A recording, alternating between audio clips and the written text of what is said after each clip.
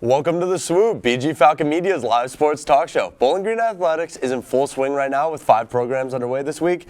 So for one final time this calendar year, let's talk some sports. The Swoop's going to be nesting for the semester break, and we're going to return in the new year. So without further ado, I'm your host, Chaz McNeil, as always, and I'm joined by 2 Falcon Media Sports Network analysts. We've got Ben and Tyler. How are you guys doing today? Doing pretty well, Chaz. Always a good day to talk about BGSU athletics. Doing great. Excited to be here for the last show of the semester. Yeah, I'm excited. Merry Swoop Miss, and let's just get into it. So let's get the elephant in the room out of the way.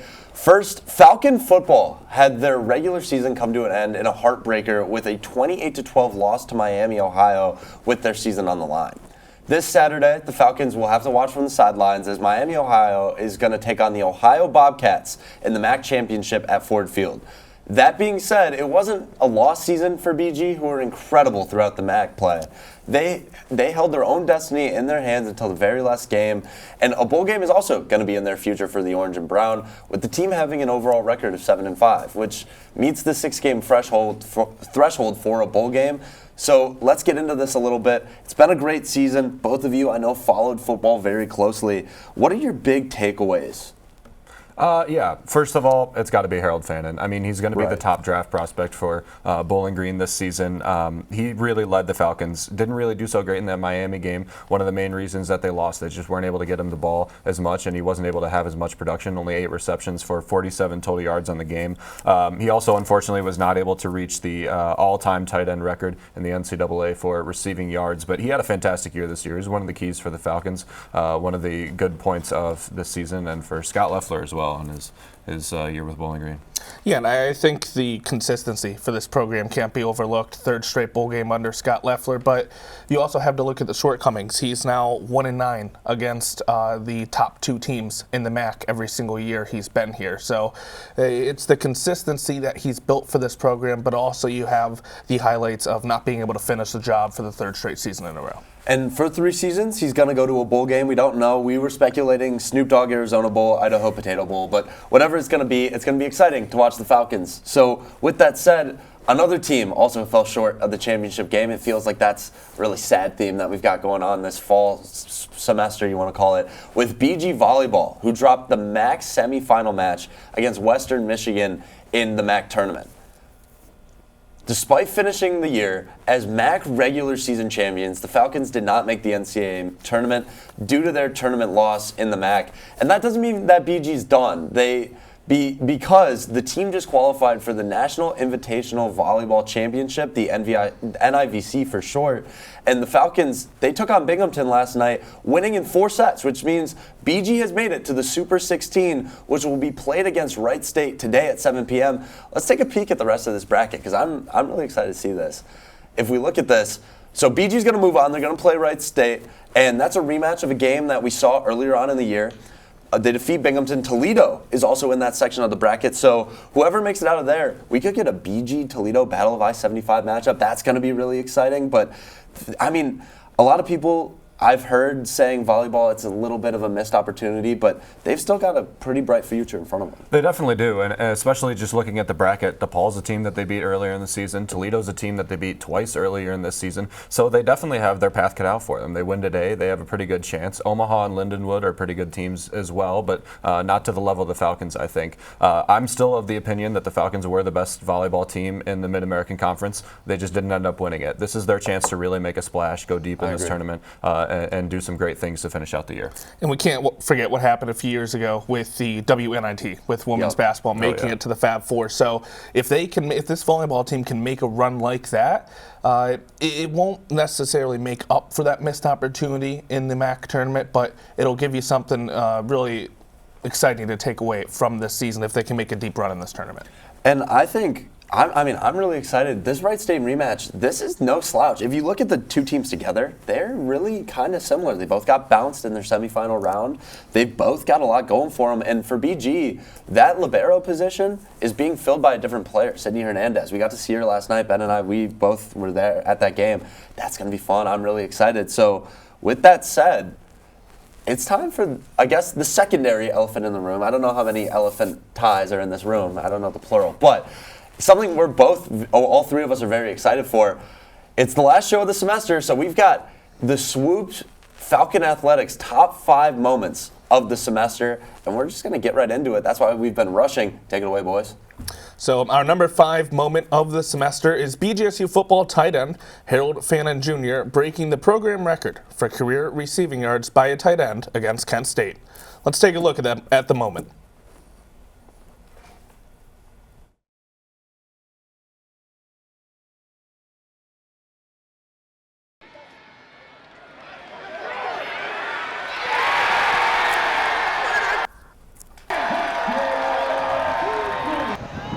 The record was previously held by his position coach, Alex Bayer, who totaled 1,543 yards in 4 years with Bowling Green.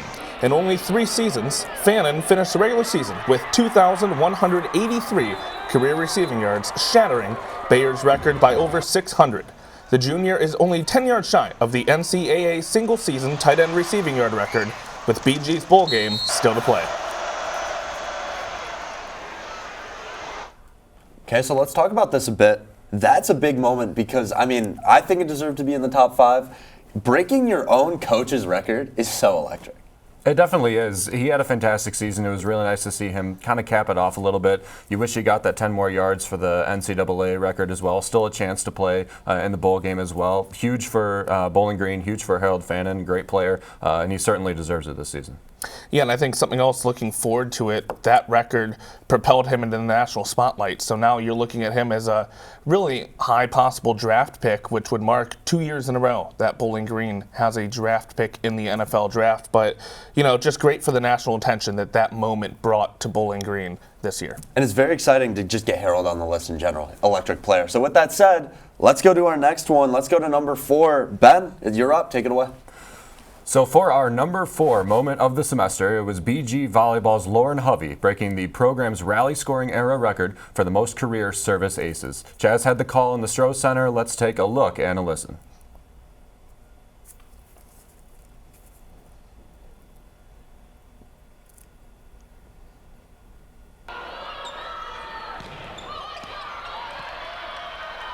In the first regular season game against Western Michigan, the junior opposite hitter reached 115 career aces, surpassing Paige Penrod, who held the previous mark. Hovey is only 52 aces away from the BG all-time career aces record held by Linda Popovich at 190. Okay, Ben, were you there for that game? I don't remember. I was, yes, I was. So we were both there, Tyler. Yes. I hate to leave you out in the cold again. Volleyball kind of on a roll, but that's a big moment. You could kind of feel the energy in the Stroh Center. That's something that we might spoil it. It might be coming up. A lot of energy in the Stroh Center this semester. Yeah, for sure. And it's kind of the same as Fannin, that Hovey is the best player, one of the best players on the team, certainly a Player of the Year award winner. For her to break a record that's just so big, a huge part of volleyball is the serving, is really big for her, big for the team. It was a show of her success the last couple of years in the orange and brown, and I think she's got a really good chance of breaking the all-time record as well. 100%. Yeah. It's not far. And I think her breaking the aces record speaks to the versatility that Hovey has. That she is an opposite hitter, but she can set, she can get digs, she can get aces. She's really a jack of all trades, can do anything out there in the volleyball court. That's why she was the MAC Player of the Year. And kind of similarly to Harold Fannin Jr., that's kind of, it's big to have the individualized players on the list. And I think now we're going to go to more of a group setting. Our number 3 moment of the semester, it's going to be another volleyball record. Bowling Green setting the program and MAC volleyball record for attendance this season. Let's take a look at the crowd.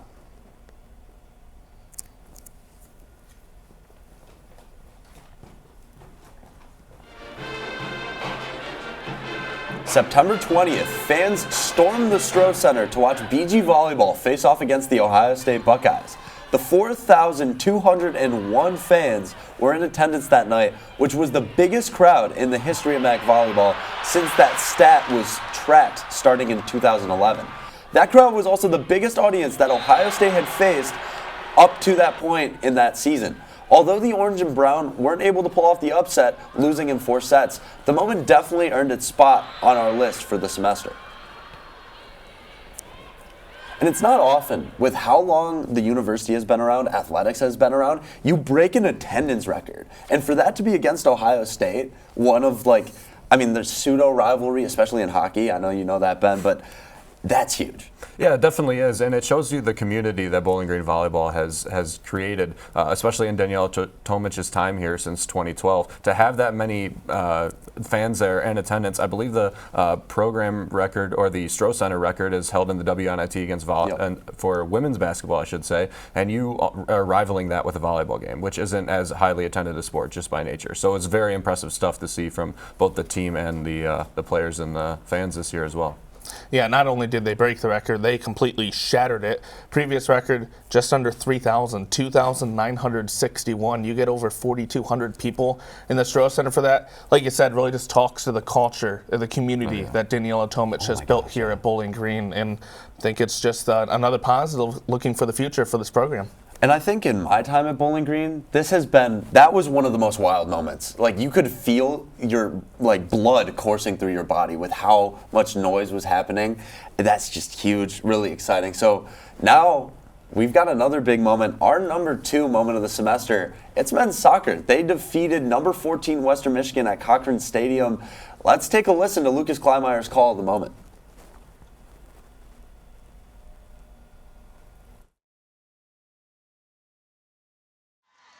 He's through one-on-one again. Trace Terry, it's a 2! Bowling Green doubles their lead over the Broncos. And who else but Trace Terry? No whistle called. Lane crossing the box, and the shot, and a third goal for the Falcons is roofed it in. And it's Bennett Painter once again. As Lucas described, the win ended Western Michigan's NCAA best 37 regular season match undefeated streak. It also marked the first time in a decade to the day that the Falcons last defeated the Broncos. Alberto Anaya, Trace Terry, and Bennett Painter all scored goals in the shutout win. This one really could have been won. I mean, you heard Lucas in that. That's one of the best calls I think he's ever had. That was awesome. I didn't get to experience that, but just to see it, how the players reacted, such a cool moment. Yeah, the first time in 10 years to the day that Bowling Green had beat Western Michigan, it was just amazing. A ranked team as well, and the season that the Falcons have had were a little bit of a rough stretch. That kind of fueled their run in the NBC Championship as well that we talked about a few weeks ago. It was just a culmination of a great season. A lot of fans there to watch the moment. Fantastic game, fantastic thing to watch as well. So you mentioned I wasn't there for the volleyball moment. I do have to leave you out of this one. I was there for the men's soccer moment. You could feel something special brewing when I went to that game. And once you get the first goal, then you go up 2-0. You top it off 3-0. That is arguably the biggest victory in program history for men's soccer. And it rightfully deserves that number 2 spot on our list. And it really is just such a defining moment. You look at the highlight package that was brought up there. The way the players were celebrating, you could tell something special was in the air. You don't get that every single time, and that's why these moments are so special. So with that said, now it's honorable mention time, and with 1 spot remaining, you might be shocked to see what we've picked for the HM.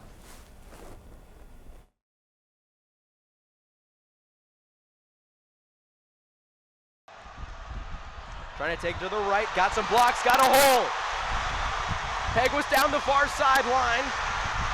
And he's got space in front of him. 10-5, touchdown. BG brings back the opening kickoff. What a way to start the season.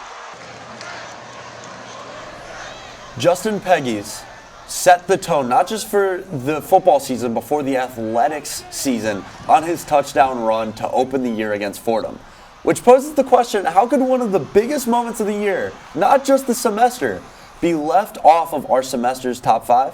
Don't ask me, I'm not in charge. But regardless, the touchdown made the list in one way or another, so you have to be happy about it. I must also say, great call by Reese Patricus, and what was really the first call that Falcon Media Sports Network had. And listen, you guys know how I feel about it. I'm not happy that we left it off, and honestly, it's dumb. It's the best play that happened this entire year. It should have been won. All right, well, I think when we show number 1 in a few moments, everybody will understand why we had number 1 as number 1 and why this had to be left off. It was a sweet moment, a great way to start the football season, and a win against Fordham, but it was a big win for the Falcons against Fordham. It started it off. Fantastic moment, just not able to crack that top 5. Certainly not even close to the number 1. Wow. That is not true. I feel like A 100-yard kick return on the first play to open play. I get it, it's Fordham. Okay, I get that. And I think number one is also deserved because, spoilers, we might be beats for it. But still, that's a huge moment. Yeah, I think if you're going top plays of the year, that's probably number one. But you have to take in consideration the moments, and you'll see what we're talking about when we go to number one. But you can't forget some of the other ones that we didn't have space to include, like Bennett Painter's hat trick, first since 2015, or the Oladokin pick six by Jordan Oladokin, the Battle of I-75, and the win against Toledo. Or my favorite, Levi Gazarik's touchdown, the first in his 5-year career with Bowling Green. Electric moment, great for the fans, great for him, and great for the team as well. They were all hyped for that one. All very hyped. None better than the Justin Peggy's touchdown. I don't know about that. All right, so you know what? Before we just start choke slamming each other, let's go to our number one BGSU athletics moment of the 2024 fall semester, and it's BG volleyball winning the MAC regular season championship. Let's cue the best moment of the semester.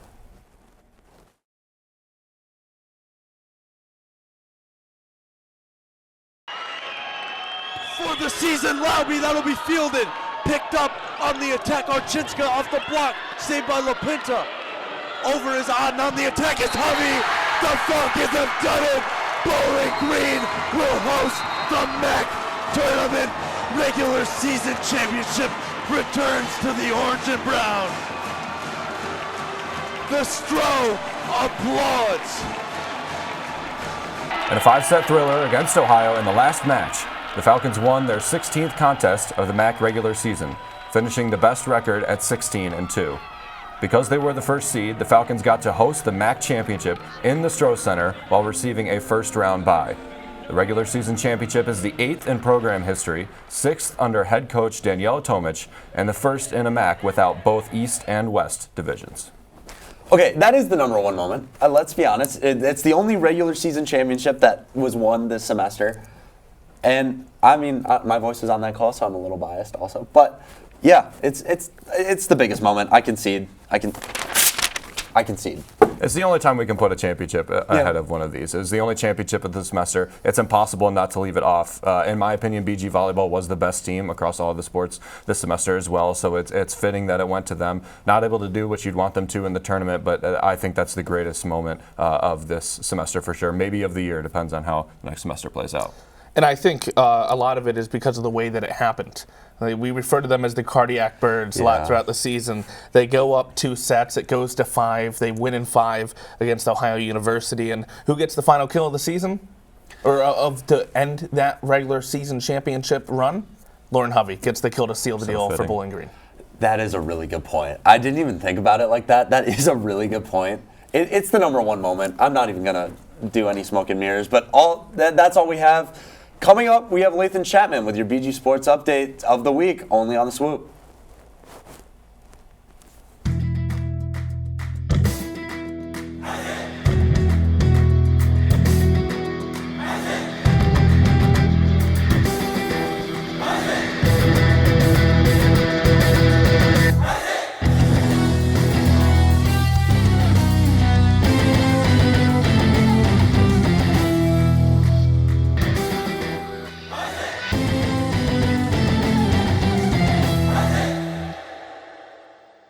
Reporting for the Swoop, I'm Lathan Chapman. Starting off with hockey, Bowling Green had some struggles on the ice. Scoring issues were a theme last weekend against the Michigan Tech Huskies. In the first match, Bowling Green could not get the puck moving, being held scoreless as they fell 3-0. The next day, the Orange and Browns offense would defrost, scoring the game's first goal in the second period. Just 13 minutes later, the offense would continue to keep the momentum on their side, tallying another goal, extending the lead 2-0. In the third, the Huskies' offense began to wake up, scoring twice within 20 seconds to tie the match. The game would head to a shootout that BG would win, tallying the overall score as a tie, but giving the Falcons 2 points on the season. Despite winning the shootout, the hockey team has technically not won in a month. BG looks to turn around and grab a much-needed win against the Minnesota State Mavericks on the road. Now on to football. Bowling Green suffered their first loss since the beginning of October. The Falcons fall the Redhawks on Black Friday. BG's offense couldn't get going against a fierce Miami defense. BGSU failed to score a touchdown until the fourth quarter. A Jairson Peterson 2-yard touchdown on the goal line would cut into the Redhawk lead, making the score 12-14. but the Orange and Brown's defense struggled against the Miami offense, allowing a 72-yard touchdown pass. Then, with the game on the line, Miami would score a 27-yard rushing touchdown. With that loss, Bowling Green falls just short of appearing in a MAC championship game. On the bright side, BG will be playing in a bowl game that will be decided this weekend. That bowl game will be announced December 8th at 12 p.m. following all of the championship games. I'm Lathan Chapman reporting for the Swoop. Stick around for the wrap-up where you'll find information on upcoming sport events.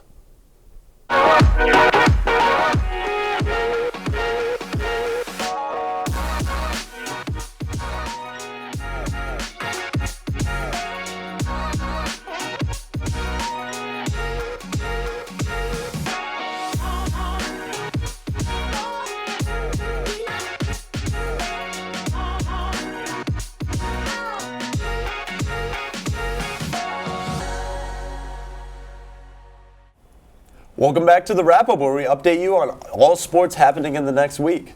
If you couldn't tell in the intro, we don't have many sports going on this week with break coming up, but nonetheless, here's the upcoming schedule. Volleyball will take on Wright State in just a few hours at the Stroh Center in the Super 16 of the NIVC. Hockey drop puck in Mankato, Minnesota at 8:07 p.m. Friday and 7:07 p.m. Saturday as they face the Minnesota State Mavericks. Both men's and women's basketball are back at home at the Stroh following road trips, with the men tipping off play at 2 p.m. against the Morgan State Bears, with the women's team following suit at 7 p.m. against Xavier. And with that said, have a phenomenal break, and from the bottom of our hearts here at the Swoop, thank you for watching this season. Don't forget about us over Christmas break. We'll be back here as soon as we possibly can. And don't forget to check out bgfalconmedia.com for more features, recaps, and more. Be sure to swoop in next time here on The Swoop. Merry Swoopmas.